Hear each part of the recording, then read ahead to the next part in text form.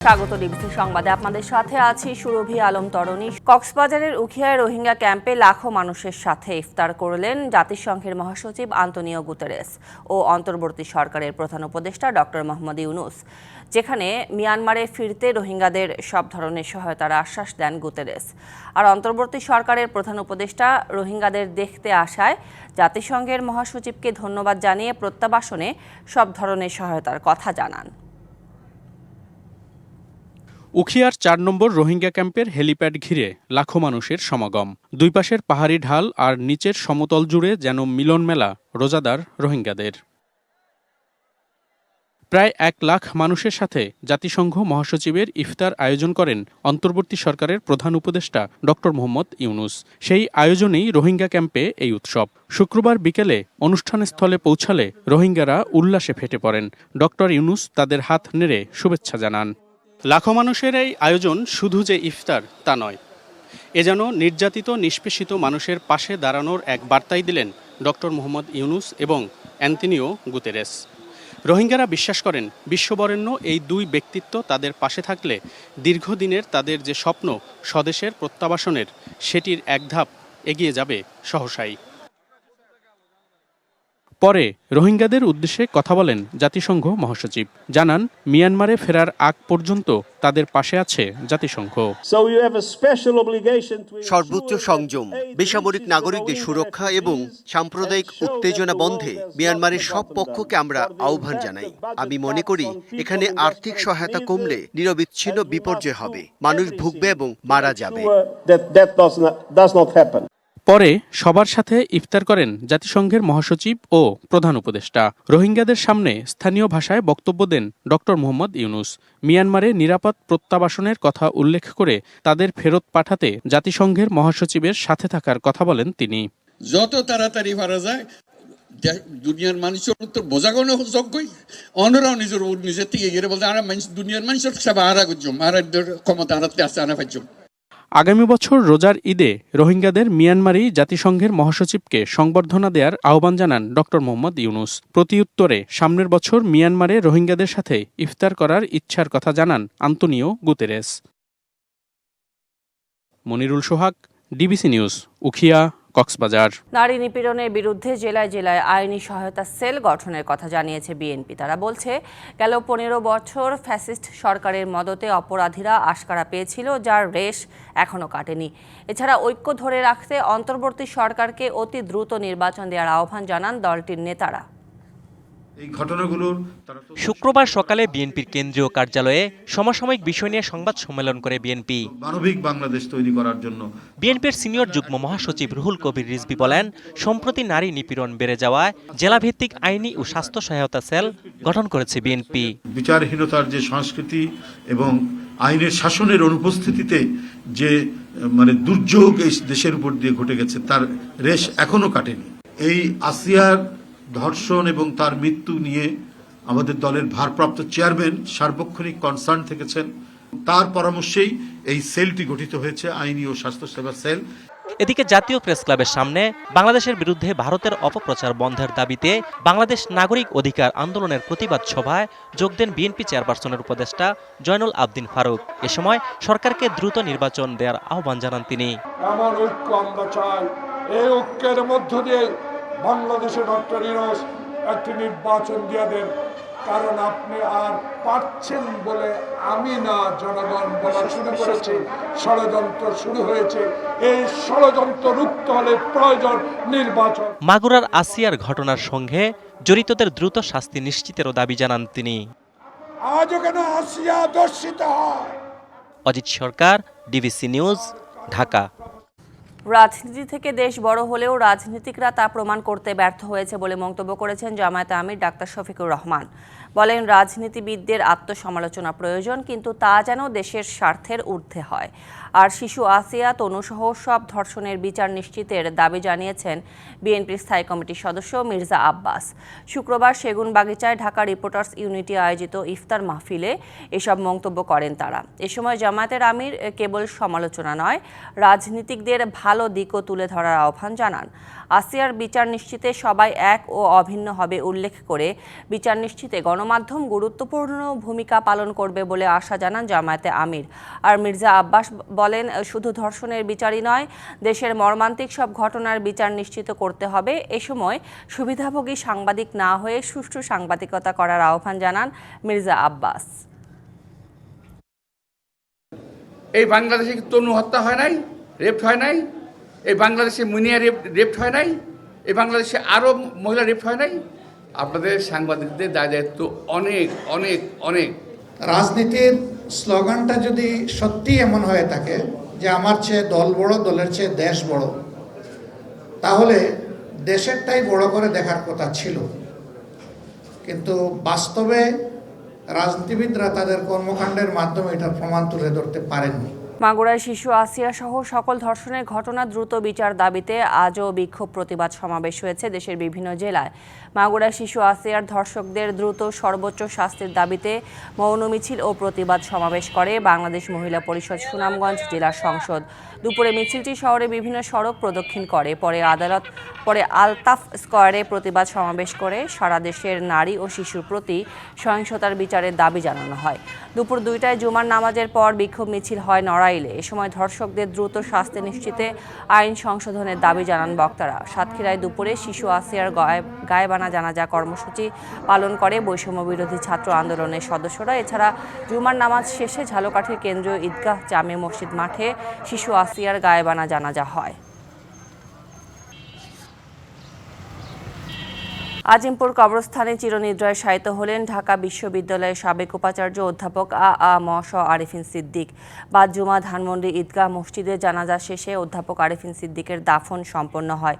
এর আগে বেলা 11টায় গ্রিন রোডে নিজ বাসভবন সংলগ্ন আল আকসা মসজিদে হয় প্রথম জানাজা। এতে অংশ নেন ঢাকা বিশ্ববিদ্যালয়ের উপাচার্য অধ্যাপক ডক্টর নিয়াজ আহমেদ খান সহ সাবেক ও বর্তমান শিক্ষার্থীরা। পরে উপাচার্য বলেন, সার্বিক নিরাপত্তা ও পরিবারের সিদ্ধান্তে ঢাকা বিশ্ববিদ্যালয় এলাকায় জানাজা সম্পন্ন করা সম্ভব হয়নি তার। তবে বিশ্ববিদ্যালয়ের কেন্দ্রীয় মসজিদে বিশেষ দোয়ার আয়োজন করা হয়েছে। গতকাল রাজধানীর ইব্রাহিম কার্ডিয়াক হাসপাতালে মারা যান সাবেক এই উপাচার্য।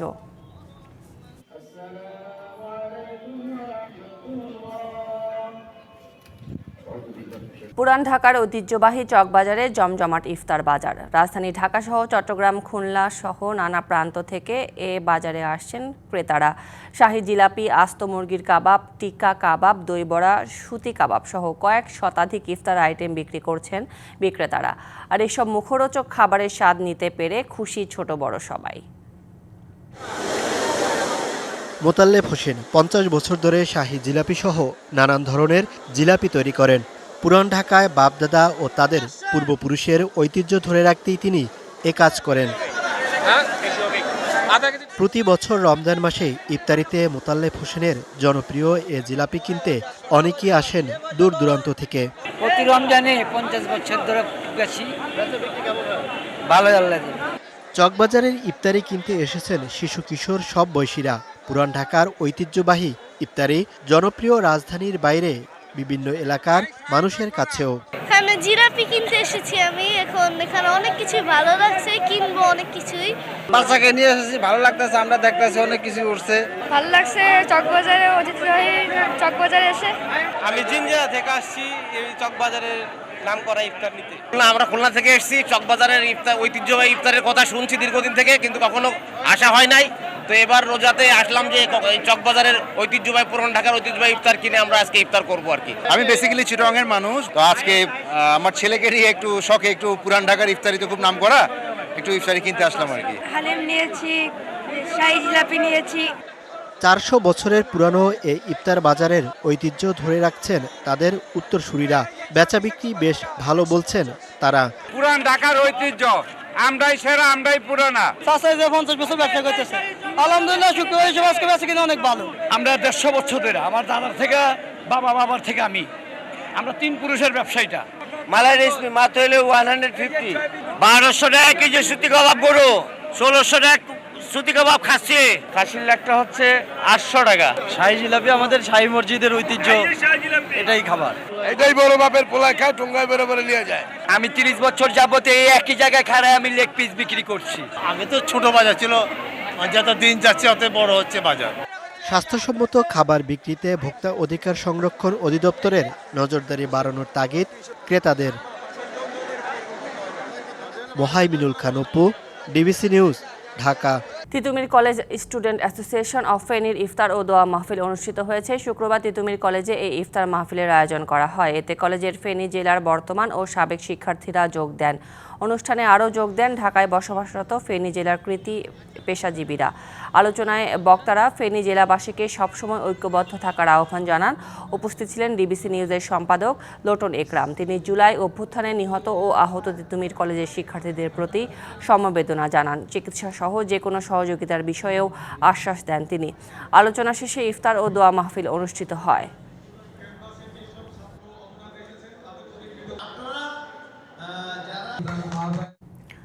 ঈদ যাত্রায় ট্রেন ও বাসের আগাম টিকিট বিক্রি শুরু হয়েছে। অনলাইনে ট্রেনের 24শে মার্চের টিকিট পেতে প্রথম আধা ঘন্টায় হিট হয় অন্তত 20 লাখ, আর 9 মিনিটেই শেষ হয়ে যায় পশ্চিমাঞ্চলের টিকিট। তবে বাস কাউন্টারে ছিল না টিকিট প্রত্যাশীদের কোনো চাপ। ঈদুল ফিতর সামনে রেখে এবারও ট্রেনের আগাম টিকিট বিক্রি হচ্ছে অনলাইনে, কিন্তু শতভাগ অনলাইনে বিক্রির সিদ্ধান্তে যাত্রীর দেখা মেলেনি রাজধানীর কমলাপুর রেলওয়ে স্টেশনে। প্রথম দিনেই দেয়া হয় ঈদযাত্রার 24শে মার্চের টিকিট। সকাল 8টায় বিক্রি শুরুর প্রথম 9 মিনিটেই শেষ হয়ে যায় পশ্চিমাঞ্চলের বেশিরভাগ টিকিট। আর বিক্রি শুরুর আধা ঘন্টার মধ্যেই 15,773টি টিকিটের বিপরীতে হিট হয় প্রায় 20 লাখ। পশ্চিমাঞ্চলের টিকিটে 15,773টা টিকিট। তো ওই হিসাবে আমাকে সহজ থেকে কর্তৃপক্ষ একুরেট সংখ্যাটা এখনও দিতে পারে নাই। ওনারা বলছে যে সংখ্যাটা দিবেন। তবে আমি যেটা অনলাইনে দেখলাম সেটা 80 থেকে 85% মতো টিকিট বিক্রি হয়েছে আমার কাছে।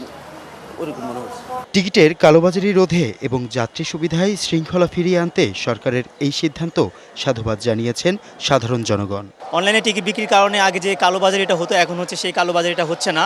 তবে অনলাইনে না পেয়ে অনেকেই আসেন স্টেশনে, জানান নানান জটিলতার কথা। আমরা এখনো পর্যন্ত কখনো অনলাইনে 1 সপ্তাহ 10 দিন আগেও টিকিট পাচ্ছি না। একের পর এক সমস্যা হয়, বিগত দিনগুলোতে আমরা দেখেছি। এই সমস্যাগুলো যেন না হয় এটি আমাদের দাবি থাকবে কর্তৃপক্ষের কাছে। এদিকে ঈদের অগ্রিম টিকিট বিক্রি শুরু হয়েছে বাসেও, তবে প্রথম দিনেই কাউন্টারে দেখা যায়নি তেমন একটা ভিড়। হাসিব পান্থ, ডিবিসি নিউজ, ঢাকা। এক বিরল চাঁদের সাক্ষী হয়েছে বিশ্ববাসী। স্থানীয় সময় শুক্রবার রাতের আকাশে দেখা গেছে পূর্ণ চন্দ্রগ্রহণ, যা ব্লাড মুন বা রক্তিম চাঁদ নামে পরিচিত।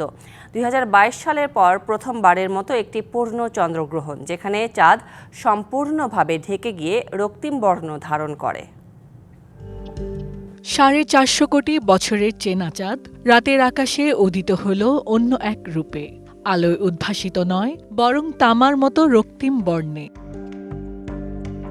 স্থানীয় সময় শুক্রবার রাতে দেখা গেছে পূর্ণ চন্দ্রগ্রহণ, যা ব্লাড মুন বা রক্তিম চাঁদ নামে পরিচিত। যুক্তরাষ্ট্রের মহাকাশ গবেষণা সংস্থা নাসা জানায়, বিরল এই চন্দ্রগ্রহণের স্থায়িত্ব ছিল 66 মিনিট।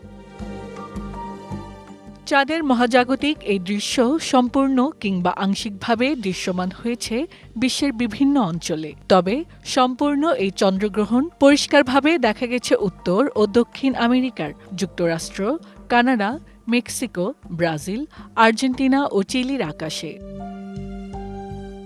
চন্দ্রগ্রহণকালে চাঁদ অস্ত যাওয়ায় আংশিক পর্যায়ের সাক্ষী হয়েছে যুক্তরাজ্য, ফ্রান্স, স্পেন ও জার্মানি। এছাড়া দৃশ্যমান হয়েছে মধ্যপ্রাচ্যের কয়েকটি দেশসহ জাপান ও অস্ট্রেলিয়ায়। বিজ্ঞানীদের তথ্যমতে, চাঁদ যখন সম্পূর্ণরূপে পৃথিবীর ছায়ায় প্রবেশ করে, তখন সূর্যের আলো পৃথিবীর বায়ুমণ্ডল অতিক্রম করে লালচে আভায় প্রতিফলিত হয়, আর এতে লাল বর্ণে রূপ নেয় চন্দ্র। প্রতি দশকে কয়েকবার পূর্ণ চন্দ্রগ্রহণের ঘটনা ঘটে।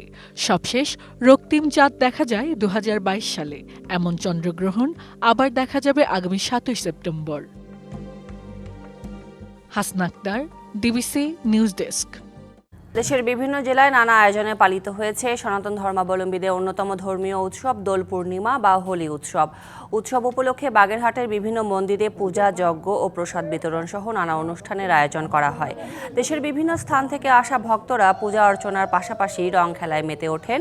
লক্ষ্মীপুরেও বর্ণাঢ্য আয়োজনে উদযাপিত হয়েছে হোলি উৎসব। শহরের সকালে শহরের শ্রী কৃষ্ণ চৈতন্য মহাপ্রভুর মন্দিরে অভিষেক, কীর্তন, বাউল সঙ্গীত পরিবেশন ও ধর্মীয় আলোচনা সভার আয়োজন করা হয়। এদিকে সকাল থেকে পটুয়াখালীর বিভিন্ন মন্দিরে শুরু হয় এই উৎসব। এ সময় ঢাকের বাদ্য, উলুধ্বনি এবং ধর্মীয় গানে মুখরিত হয়ে ওঠে মন্দির প্রাঙ্গণ।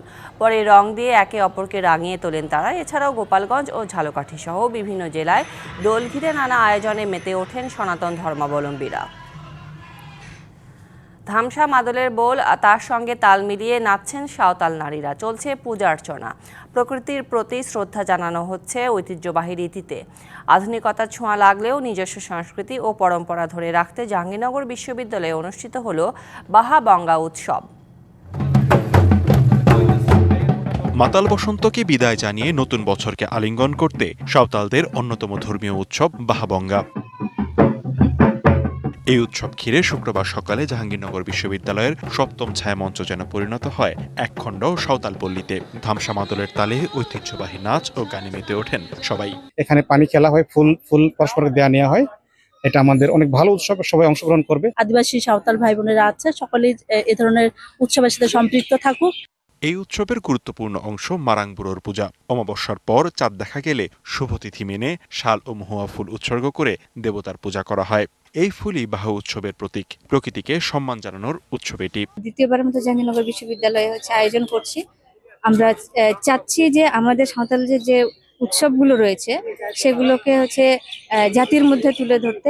উৎসবে স্বতঃস্ফূর্তভাবে অংশ নেন বিশ্ববিদ্যালয়ের শিক্ষার্থীরাও। বিভিন্ন জাতির যে বিভিন্ন সংস্কৃতি, এটাকে আসলে ফুটিয়ে তোলার যে একটা জায়গা, সেটা একটা বিশ্ববিদ্যালয় হতে পারে। দুনিয়াটাকে আমরা যান্ত্রিক করে ফেলেছি, সেই সমস্ত কিছু থেকে বের হয়ে যে শাল ফুলের কাছে ফিরে আসা যায়, এটি আমাদের জন্য প্রেরণার। এমন আয়োজন নতুন প্রজন্মের মাঝে ঐতিহ্য ও সংস্কৃতিকে যুগ যুগ টিকিয়ে রাখবে, এমনটাই মনে করেন আয়োজকরা। DBC news desk. সংবাদ এই ছিল এখনকার মতো। ডিবিসি নিউজের সংবাদগুলো পড়তে ভিজিট করুন dbcnews.tv আর ভিজিট করুন ডিবিসি নিউজের ফেসবুক পেজ এবং ইউটিউব চ্যানেল। সঙ্গে থাকুন।